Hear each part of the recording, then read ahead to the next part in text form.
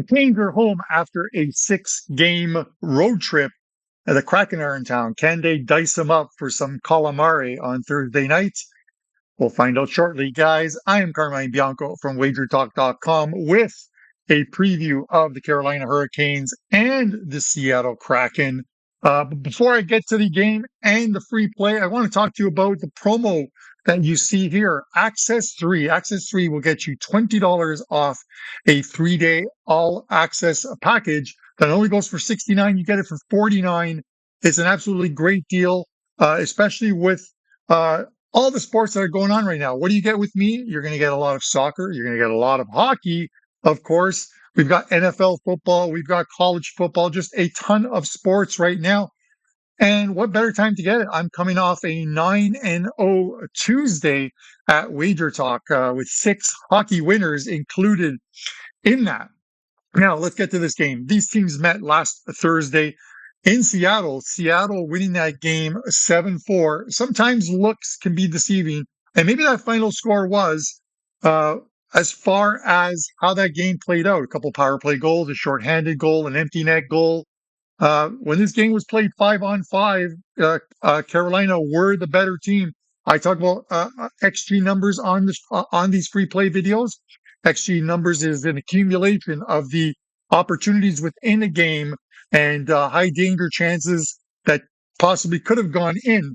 The XG numbers for this game, 5-on-5, were 2.65 to 2.07 for the Carolina Hurricanes. And even when you factor in the power plays and the 5-on-4s and the shorthanded, 3.32 to 2.96, all in favor of Carolina. Now, I talked to you about you don't want to use these numbers as a standalone when trying to figure out who you're going to bet on this game.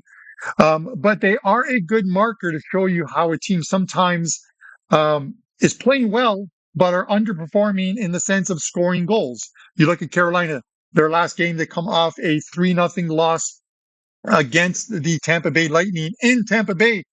Again, much better defensively. This team had allowed 30 goals in 6 games. That's a high number for a team that is supposed to be very good defensively. But they won the XG battle, 318 to 174, a power play goal by Tampa Bay. It just tells you that they are getting closer to where they need to be. And I think that defensive performance by them highlights that. Now they return home off a 6-game trip, and I know it started on the West Coast, but it ended on the East Coast.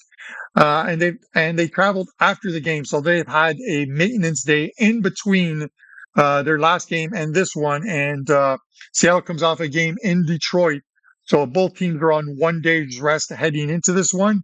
This is a play where you look at it. The current line is Carolina minus 190. The take back on Seattle is plus 162. It seems like a square play to want to take the minus 190. I don't even want to lay the minus 190. That's not in my wheelhouse, as you guys know. But the regulation line is, and the regulation line comes in at a very cheap minus 120. This is a very good price, I believe. I use a similar thought process with the LA Kings returning home. And that team had yet to win a home game. Carolina's won their only home game of the season, their opener against Ottawa. And it worked out great for my 5% play. And I think it's going to work out great in this game as well, too. I think the right play here is Carolina minus 120, a quick revenge for an embarrassing 7-4 loss in which they weren't really in the game while being there. I think they show up tonight at home. Brenda Moore will have them ready.